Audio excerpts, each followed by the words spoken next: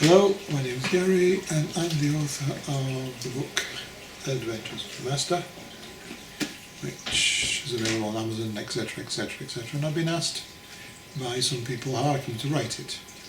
It's quite a complicated book. It's got a lot of different traditions, a lot of different therapy processes, different things from different countries, so people have asked me, well, how does one come to write a book like this? So I thought I'd make a small video to explain it. So, as I'm a therapist, a hypnotherapist, I often get asked to create hypnotic inductions for various people for various problems. And this whole story started off with one of my long-term patients that came to me and asked me if I could do a hypnosis for him to help him overcome his feeling of inadequacy and weakness, so that he could be more dynamic and successful in life. So I created this idea of a young, weak man that felt he couldn't do very much, that was forced to go up the mountain with an old master. And that was the story that I created in this hypnotic induction for this patient, and that was okay. Found it to be useful and interesting, and I probably forgot about it, as I do with many other inductions, until another patient came with a similar problem and I repeated the same story. Then, maybe a year or two later, I was with my family doing some exercising on the outside of something in Switzerland. It's called the Peace Vita, which is a big area of the forest in which there are certain exercise posts, which means you run to one bit and then you do some stretching, and you go to another bit and you do some press-ups, and you go to another bit and you do some bar exercises, etc, etc. And my daughter was not very enthusiastic about this. I can't, I'm tired, I can't. And I remembered the story. So during this whole hour of this exercise route, I filled in the time and the space telling her the story of the young boy going up the mountain, the old monk. And she found it quite entertaining, quite interesting. And the next week, when we did the Peace Vita, she said, okay, I'll do a Peace Vita if you carry on telling me the story. So from then on, throughout the whole of the summer, I had to come up with more and more stories of this book.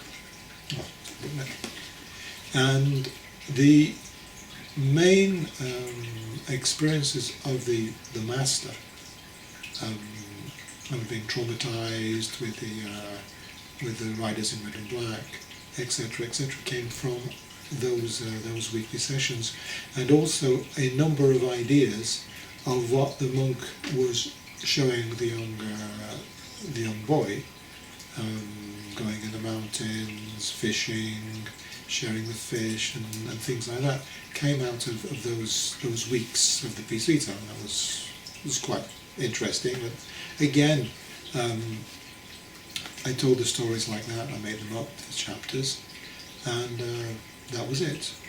Then sometime later, I thought maybe it would be a good idea if I started to put some of those onto paper.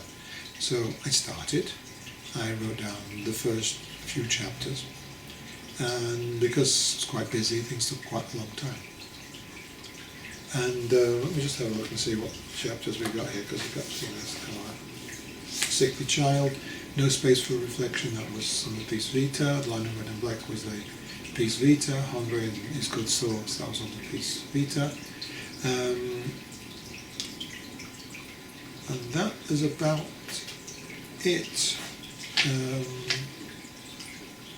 Other than the fact that the young monk, or the young master, he went to a fighting monastery. That was something that I remember mentioning.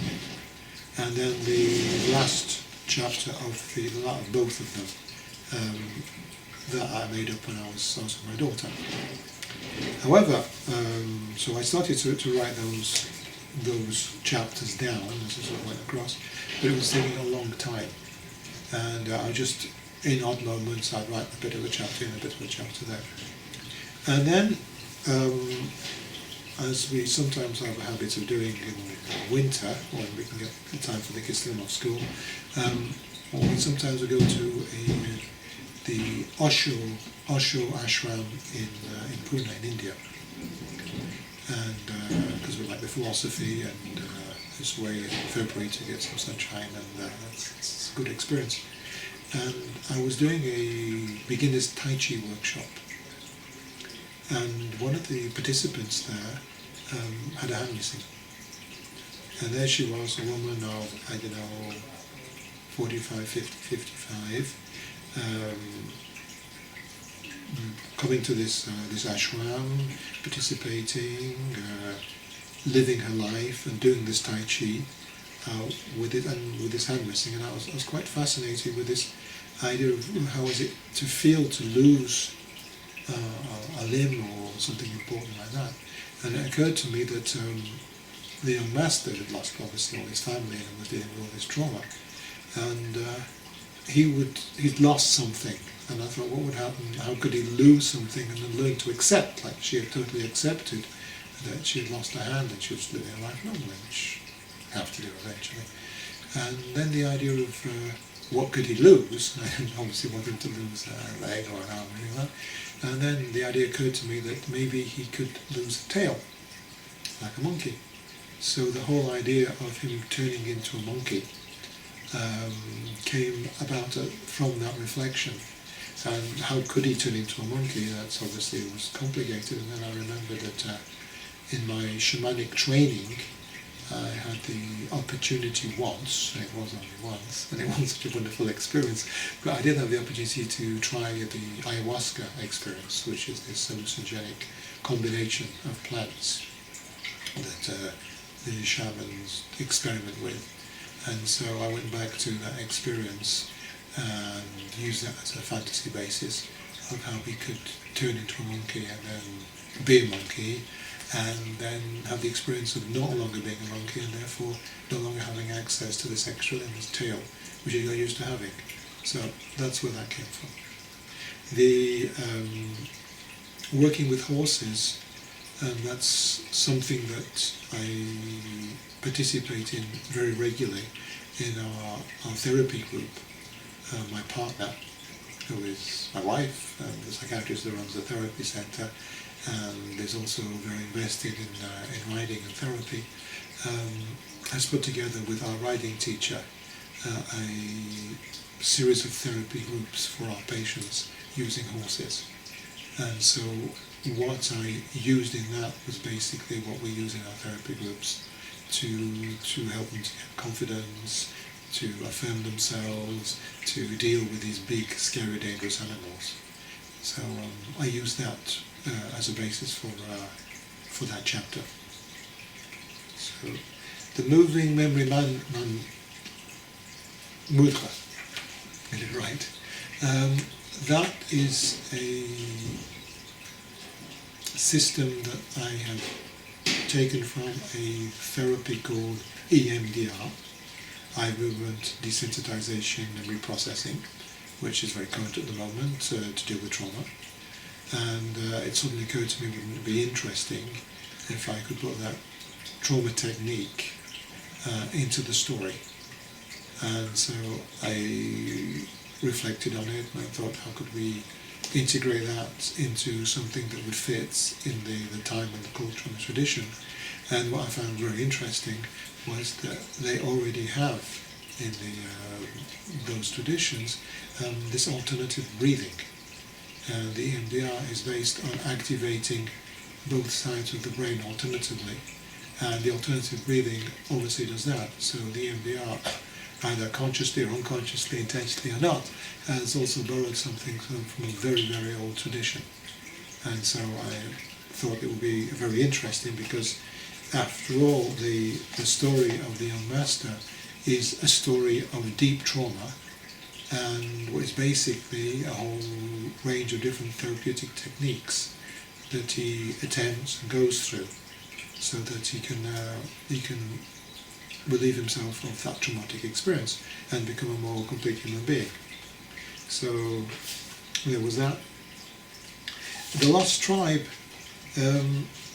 came out of basically a therapy session with one of my patients. And with my patients, although I am trained in shamanic practices, as a good Swiss psychologist working in the Swiss health system, I of course don't use shamanism. That's not something that's part of the system that I would be happy to pay for. I do still inspire myself some from of the shamanic reflections. And one of the basic concepts of shamanism is that unwellness and disease is based on losing parts of your soul.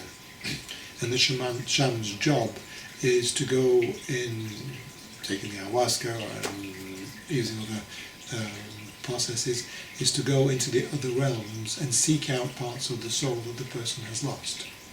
And there's a very great similarity between that concept and how the Western people see trauma, as in there is something that is damaged or broken on the deep psychic level, which could be considered to be the soul level, if one wishes to use those particular terms. So I was sort of explaining how that with a patient, traumatized patient, that the idea to go and help them retrieve parts of their lost soul, which have run away, escaped, been stolen away due to trauma, is a concept that might be interesting to reflect on.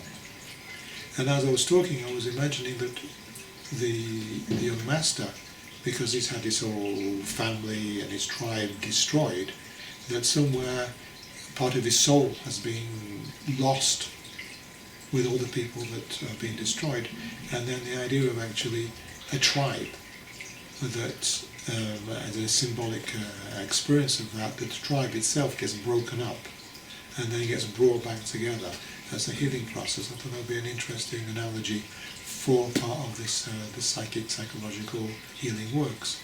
And then I thought, well, what sort of tribe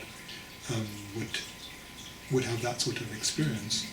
And it seemed to be quite reasonable that an African tribe could well have another tribe that could invade them, then run away, and they would escape to try and survive. Because people can be quite violent in those parts of the world, especially when they're starving to death.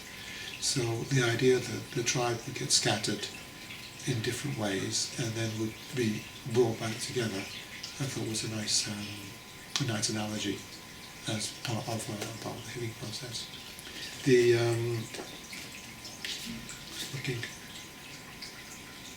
There's one about the fire in the ice. I don't think it's actually yes, it is. It is a chapter.